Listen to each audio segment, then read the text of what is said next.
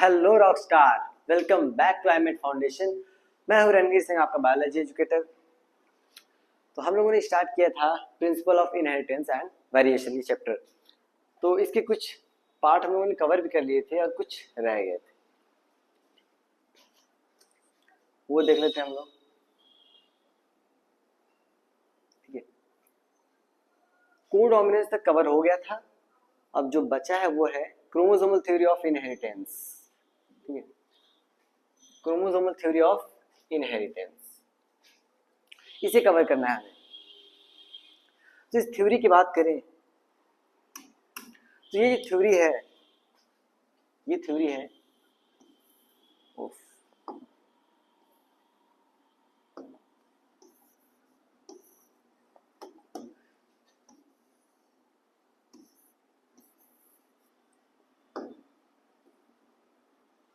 given by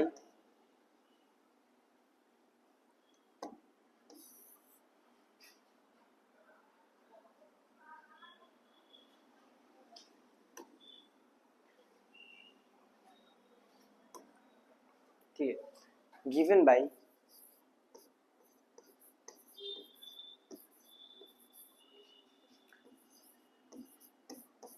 Sutton and Boveri।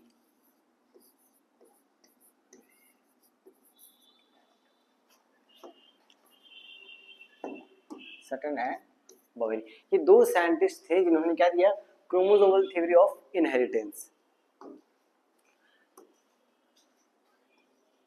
ये जो theory है ये क्या है, फंडामेंटल, इसे हम कहते हैं फंडामेंटल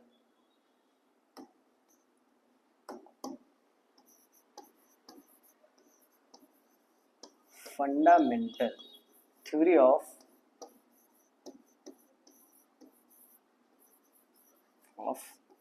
जेनेटिक्स। ठीक है, ये क्या है, फंडामेंटल यूनिट है किसका, जेनेटिक्स का। और हम देखिए इस थ्योरी में क्या बताया गया है। तो according to this theory,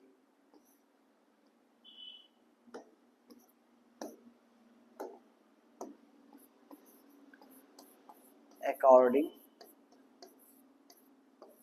to this theory, according to this theory is the unit of heredity। Heredity की यूनिट क्या है, जीन है। यूनिट ऑफ हेरिडिटी, हेरिडिटी की यूनिट क्या है, जीन। और क्या है, ये जो जीन है प्रेजेंट कहाँ होता है,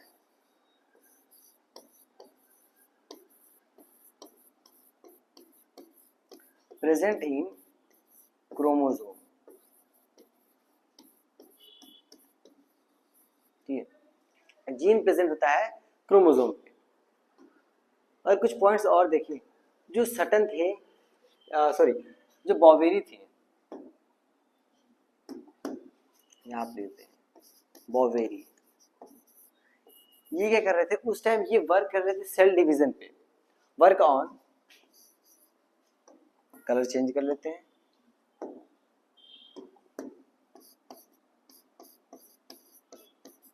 वर्क ऑन सेल डिवीजन।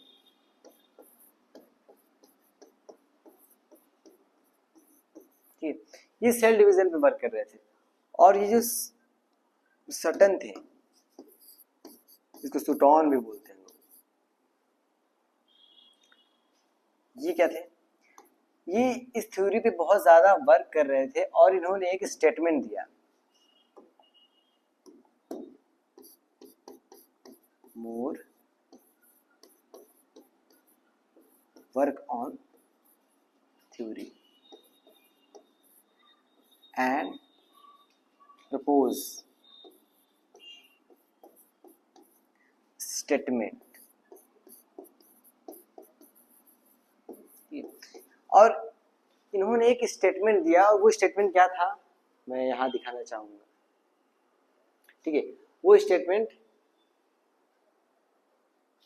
ये था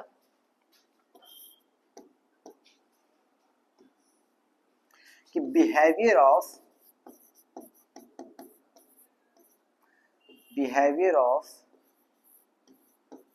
gene and chromosome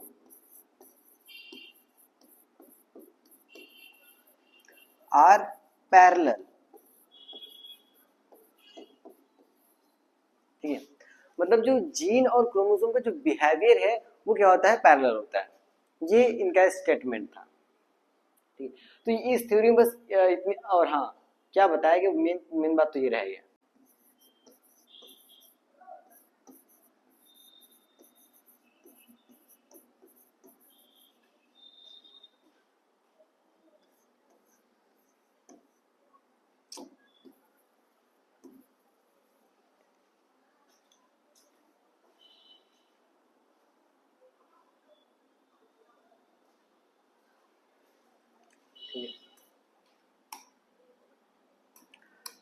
factor and chromosome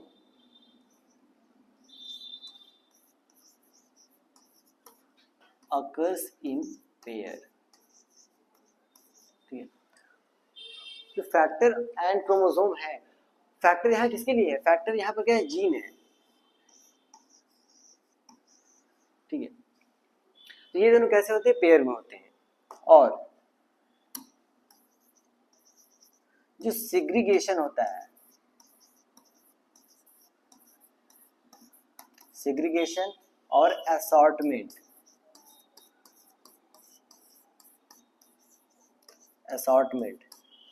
ये जो दोनों चीजें हैं ये दोनों होती है इंडिपेंडेंटली।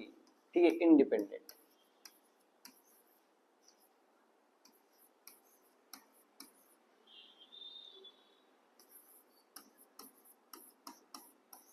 ये इंडिपेंडेंटली, ये इस थ्योरी में ये बताया गया है। लेकिन अभी इस जो थ्योरी है इसका एक्सपेरिमेंटल वेरिफिकेशन बचा हुआ है, वो किसने दिया था हम वो देखते हैं। ठीक है,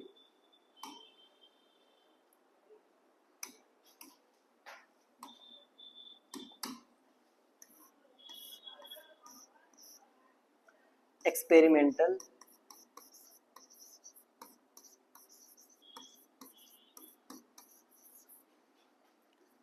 वेरिफिकेशन।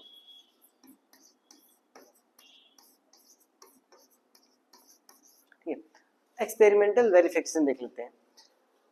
तो जो एक्सपेरिमेंटल वेरिफिकेशन दिया जिस साइंटिस्ट ने, उनका नाम है टी.एच. मॉर्गन। यहां लिखते हैं गिवन बाय।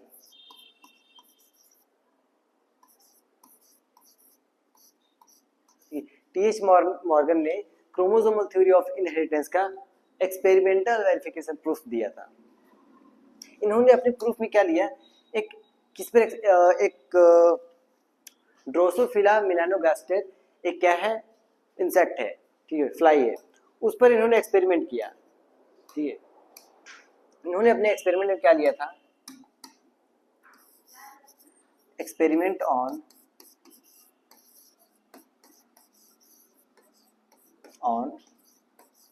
ड्रोसोफिला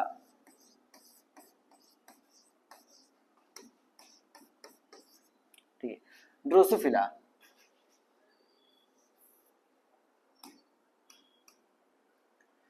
ड्रोसोफिला एक क्या है, इंसेक्ट है, फ्लाई है, इसे हाउस फ्लाई भी कहते हैं, बनाना फ्लाई भी कहते हैं। तो इस पर इन्होंने एक्सपेरिमेंट किया, लेकिन इन्होंने इसी को क्यों चूज किया, और भी इंसेक्ट थे उस पर चूज कर सकते थे। तो देखते हैं हम लोग वाई ड्रोसोफिला। ठीक है, वाई ड्रोसोफिला।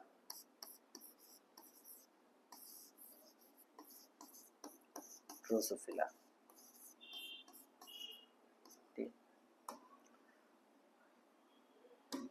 इन्होंने ड्रोसोफिला को इसलिए लिया क्योंकि जो ड्रोसोफिला है वो क्या होता है, उससे हम लोग आसानी से कल्चर कर सकते हैं ऑन राइपिन बनाना। पहला रीजन ये है कि कल्चर इजीली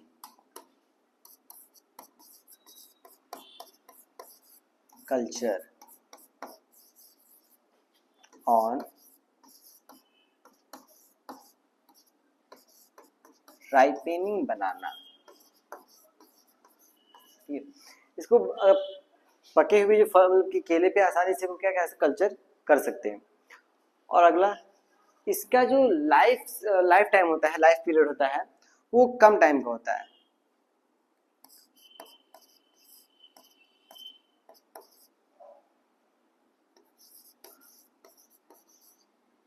कितना होता है? 1 से 2 वीक।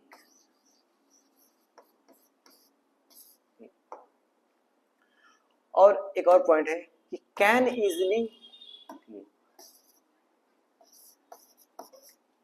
सी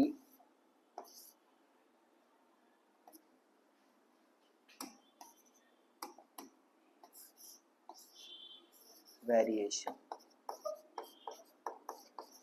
उसमें हम आसानी से वेरिएशंस देख सकते हैं। और एक और बड़ा रीजन था, मैं यहाँ साइड में लिख देता हूँ, ठीक, यहाँ पर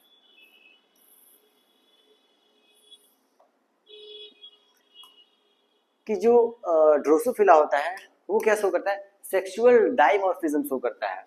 अब ये इसका मतलब क्या होता है? ये शो करता है सेक्सुअल डाइमॉर्फिज्म।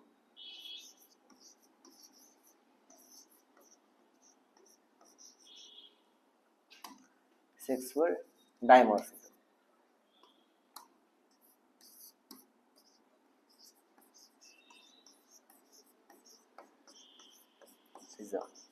ठीक है, sexual dimorphism.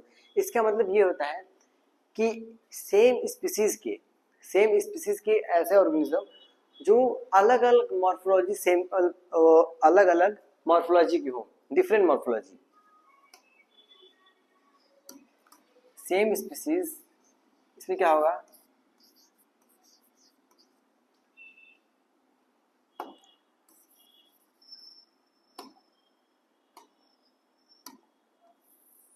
member of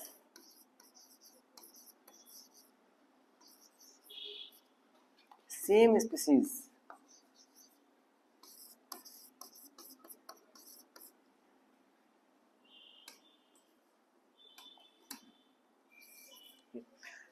species के मेंबर शो करते हैं different morphology, show different morphology.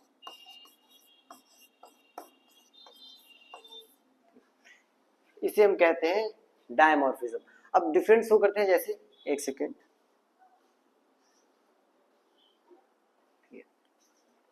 अब जैसे कि अगर एनसीईआरटी की बुक में देखें, अगर एनसीईआरटी की बुक में देखें तो वहां पर ड्रोसोफिला का डायग्राम बना हुआ है, जिसमें से एक छोटा है और एक बड़ा है, ठीक है। एक ही स्पीसीज के होने के बावजूद भी इसमें जो मेल होता है वो छोटा होता है, मेल जो होता है स्मॉल होता है, और फीमेल जो होती है वो बड़ी होती है,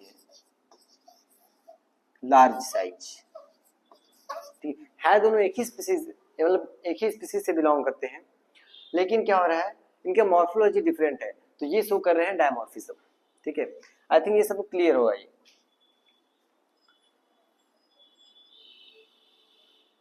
इसको आप नोट डाउन कर लीजिए, मैं थोड़ा सा इसको, आप चाहे तो इसका स्क्रीनशॉट भी ले सकते हैं यहाँ से। पहले इसका स्क्रीनशॉट ले लीजिए, इसके बाद इसका स्क्रीनशॉट ले लीजिए।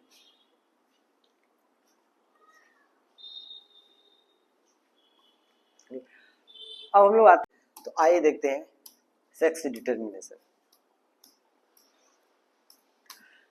एक साइंटिस्ट थे हेनकिंग, ये वर्क मतलब इंसेक्ट पे वर्क कर रहे थे, ठीक है, work on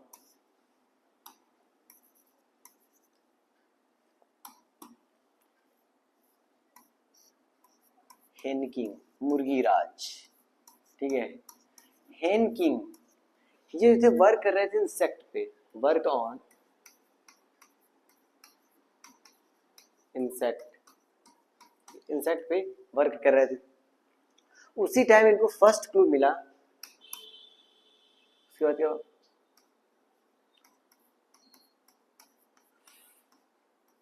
first clue for sex determination.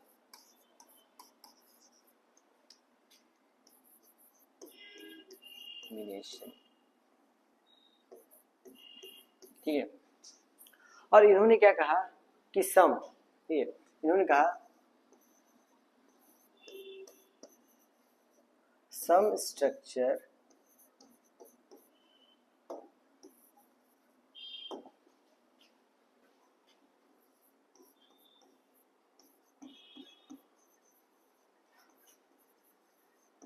called X body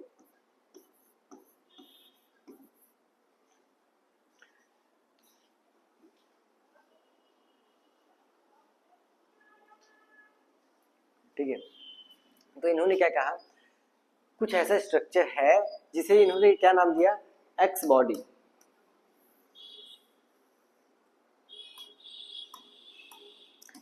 बाद में एक साइंटिस्ट थे विल्सन, ठीक है, आफ्टर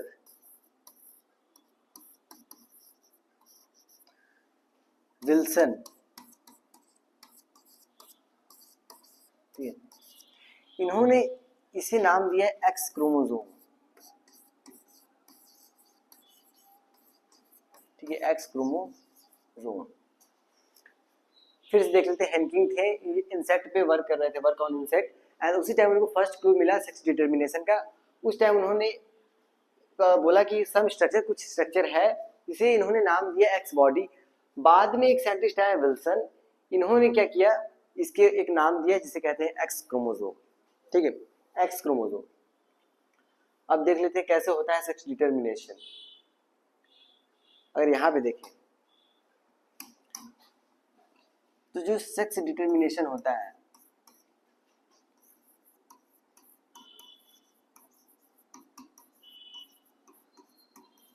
सेक्स डिटर्मिनेशन जो होता है वो एक तो होता है इन्वायरमेंट के बेस पे, ठीक है, एक होता है इन्वायरमेंटल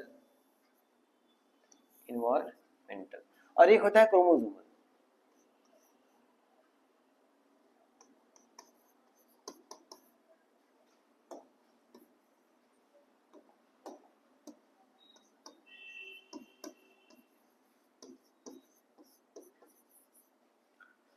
और एक होता है क्रोमोसोमल।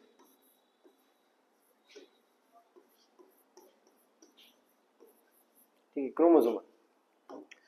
अगर इन्वायरमेंटल की बात करें तो अगर जो सेक्स का डिटरमिन वो तो सेक्स डिसाइड होता है कि मेल या फीमेल है, वो यहाँ पर इन्वायरमेंट के बेस पे होगा। जैसा कि स्नेल होते हैं, क्रोकोडाइल होते हैं, उनमें जो डिसाइड होता है कि मेल है, मेल होगी या फीमेल, वो इन्वायरमेंट पे डिसाइड होता है, ठीक है।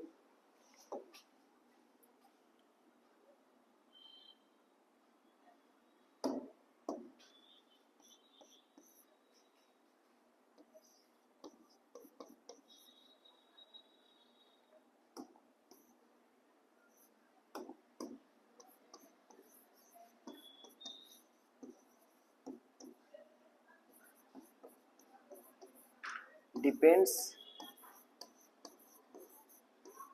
on environment.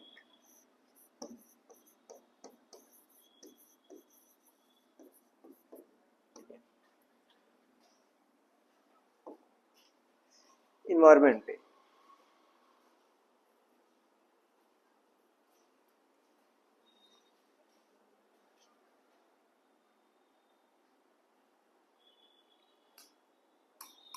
फॉर एग्जाम्पल में जैसे देखें तो क्रोकोडाइल, स्नेल, ठीक, क्रोकोडाइल हो गया, स्नेल हो गया, और कुछ मोलस्क होते हैं, ठीक है, मोलस्का, जैसे मोलस्का में ही आता है, तो हम यहाँ डायरेक्ट ये लिख देते हैं, क्रोकोडाइल और मोलस्का, ठीक है। मोलस्का में बहुत सारे ऑर्गेनिज्म आ जाएंगे, ठीक है। और अगर हम क्रोमोसोमल की बात करें तो ये दो टाइप से होता है, एक होता है मेल हेटेरोगैमी और एक होता है फीमेल हेटेरोगैमी। यहाँ पर हो नहीं पाएगा, मैं यहाँ बताता हूँ, ठीक है। अगर क्रोमोसोमल की बात करें,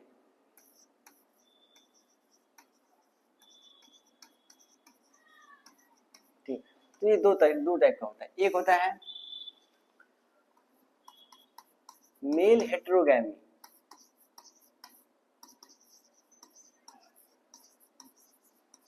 और एक होता है female heterogamy.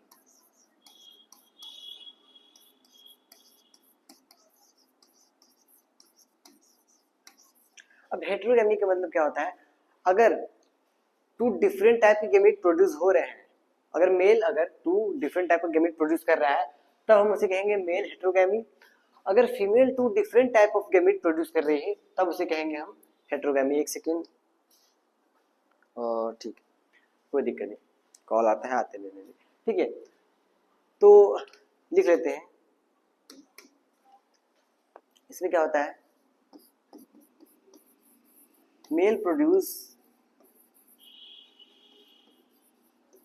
Two different type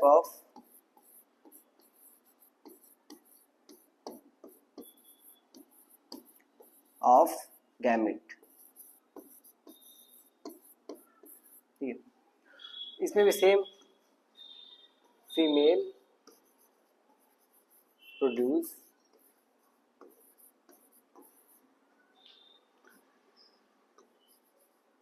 two different type of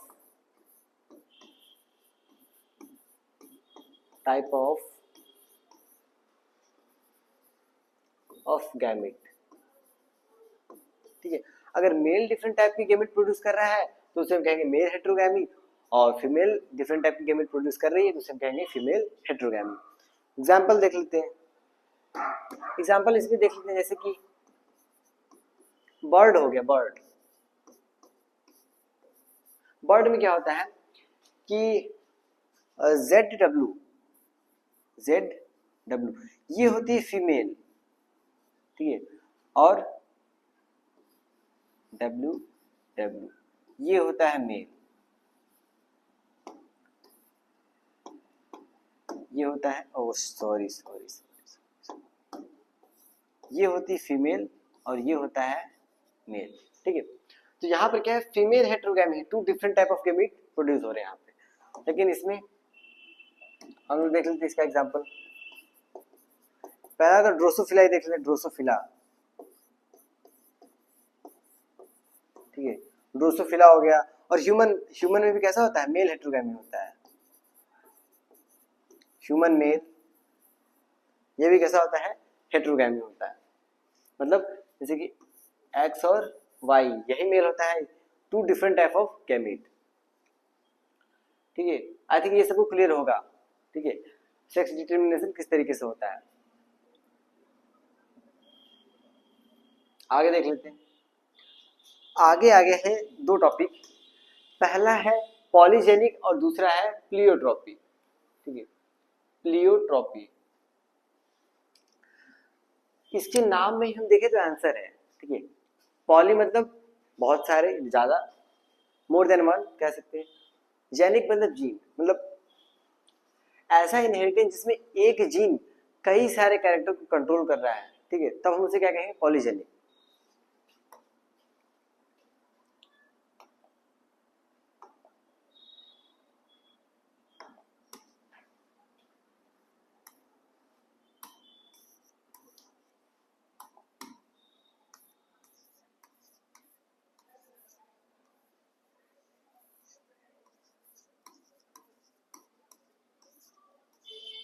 polygenic मतलब बहुत सारे जीन मिलकर कोई एक कैरेक्टर को कंट्रोल कर रहे हैं, तब हम उसे क्या कहेंगे, polygenic.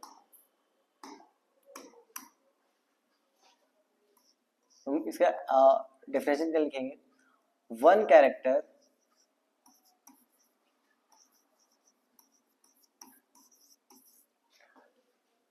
controlled by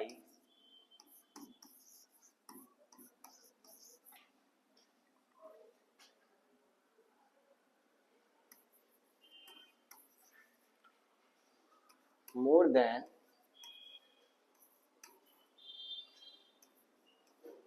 one locus. Locus, ठीक है। यहाँ लोकस का मतलब क्या है? लोकस का मतलब होता है location of gene.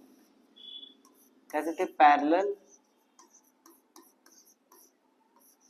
Location of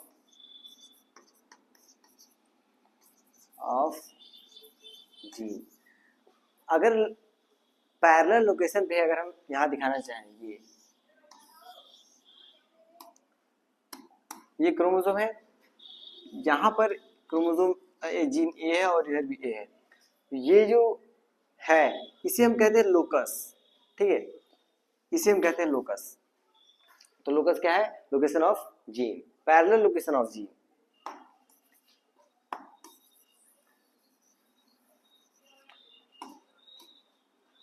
आगे क्या लिखेंगे हम? This condition is known as, this condition is known as polygenic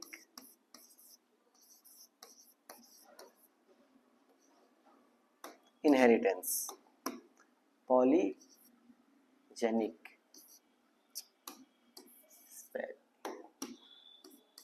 inheritance,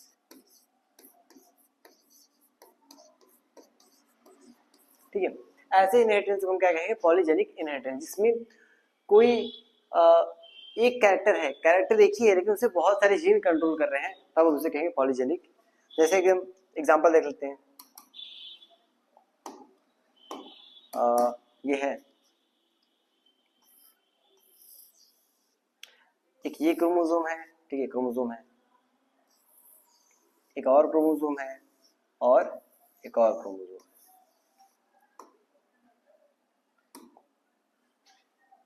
इस पर ए और ए, इस पर क्या है? बी,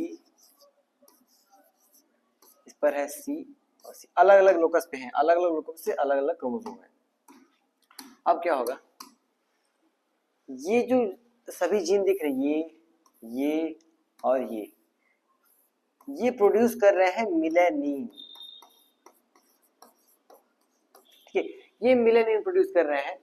और मिलेनिन किसके लिए रिस्पॉन्सिबल होता है? कलर के लिए। अब वो हेयर कलर हो, ठीक है, हेयर कलर हो या फिर हमारे स्किन का कलर हो, अगर एक से ज्यादा ये सब कुछ ये प्रोड्यूस कर रहा है, कुछ ये प्रोड्यूस कर रहा है, कुछ ये, तो जितने ज्यादा मेलेनिन होंगे उतने ज्यादा कलर क्या होगा? डार्क होगा, उतना ज्यादा डार्क कलर होगा। तो डार्क कलर, डार्क, मतलब तीनों किसके लिए? मतलब एक से ज्यादा जीन है, कंट्रोल कर रहे हैं कोई एक कैरेक्टर, क्या? कलर, ठीक है। तो हम इसी ऐसे इस कंडीशन को क्या कहते हैं? Polygenic inheritance. इसको नोट डाउन कर लीजिए, फिर आगे बढ़ते हैं। अच्छा एक सेकंड, यहाँ पर मिलेनिन और मिलेटोनिन में बहुत सारा डिफरेंस होता है, मतलब कि कंफ्यूजन होता है। तो याद रहे, मिलेनिन क्या है? एक पिगमेंट है, मिलेनिन एक पिगमेंट है, ये एक पिगमेंट है। वहीं जो मिलेटोनिन है वो एक हार्मोन होता है, ठीक है, वो एक हार्मोन होता है। अब देख लेते हैं प्लियोट्रॉपी क्या होता है। प्लियोट्रॉपी अगले स्लाइड पे देख लेते हैं।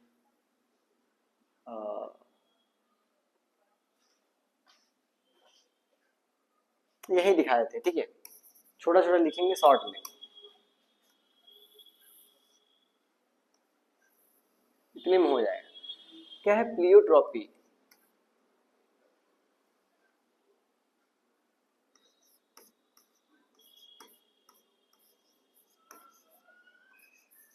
प्लियोट्रॉपी, इसमें जस्ट इसका अपोजिट होता है। इसमें एक कैरेक्टर को एक से ज्यादा जीन कंट्रोल कर रहे हैं, लेकिन यहाँ पे क्या होगा?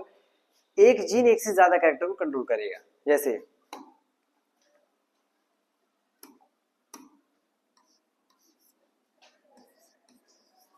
वन जीन या single gene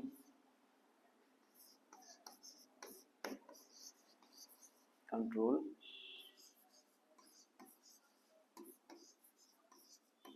more than one character.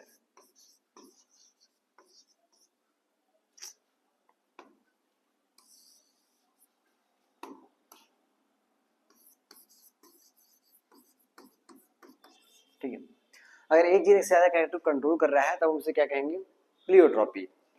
Example देख लेते हैं। इसका जो एग्जाम्पल है फेनिलकेटोनूरिया,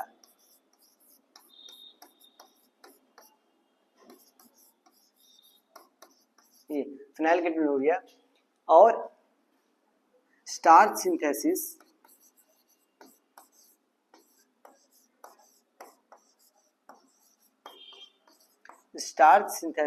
इन पी।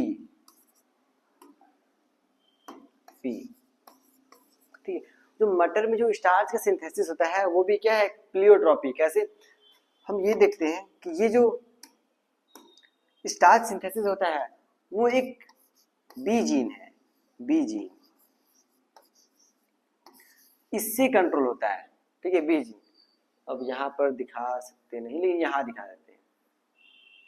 ठीक है, इसको अगली क्लास में कराएंगे, फिलहाल हम इसको देख लेते हैं। Starch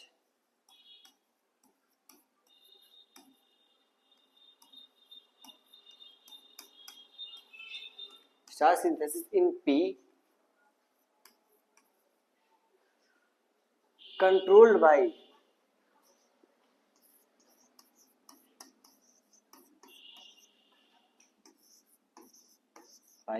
B gene.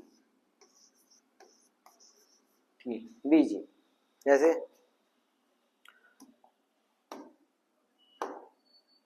अगर ये जीन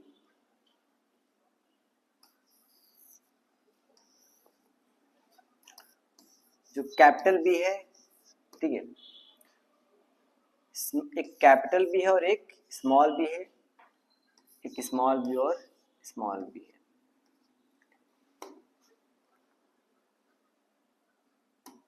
अगर ऐसा है तो ये क्या है, राउंड है,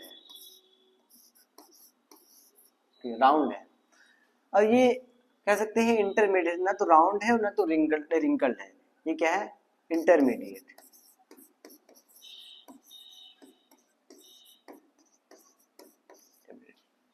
और जो ये है ये होता है रिंकल्ड। ठीक है, रिंकल्ड। अब ये देखा गया है कि जो राउंड है, ये राउंड वाला है, इसमें जो स्टार की सिंथेसिस होता है सबसे ज्यादा होता है, मोर स्टार्च सिंथेसिस।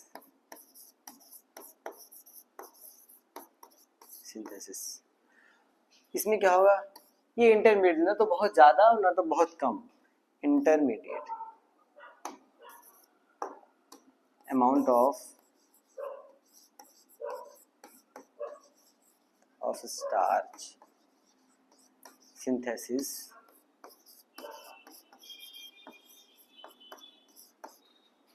इंटरमीडिएट।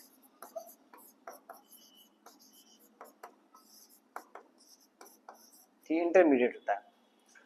लेकिन अगर इसमें देखें, इसमें जो स्टार्च सिंथेसिस होता है वो कम होता है, लेस।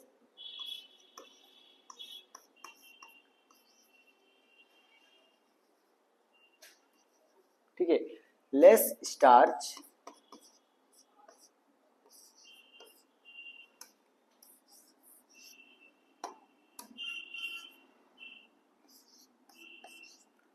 सिंथेसिस।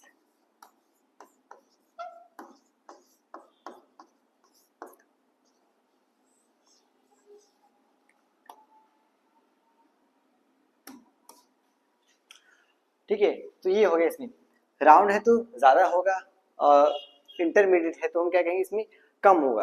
मतलब कम नहीं, बहुत कम नहीं, ना तो बहुत ज्यादा कम, ना तो बहुत ज्यादा, इंटरमीडिएट होगा।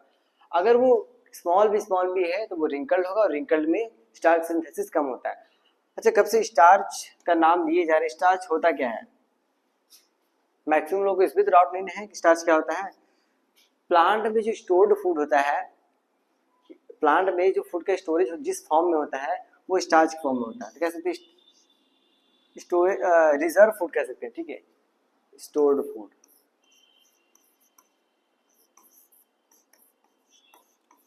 इन प्लांट,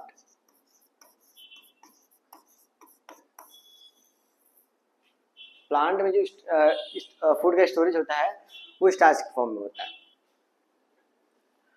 ठीक है। तो आज हम लोग यहाँ तक कवर कर लिया, अगले क्लास में हम लोग डिस्कस करेंगे म्यूटेशन को, ठीक है। उसके बाद हम लोग धीरे धीरे इस चैप्टर को खत्म करेंगे, कुछ टॉपिक्स रह गए हैं। तो अगर सेशन समझ में आया, क्लास अच्छा लगा, समझ में आया टॉपिक, तो सेशन को लाइक, सब्सक्राइब और शेयर करें। तब तक मिलते हैं अगले लेक्चर में, उसके लिए बाय बाय।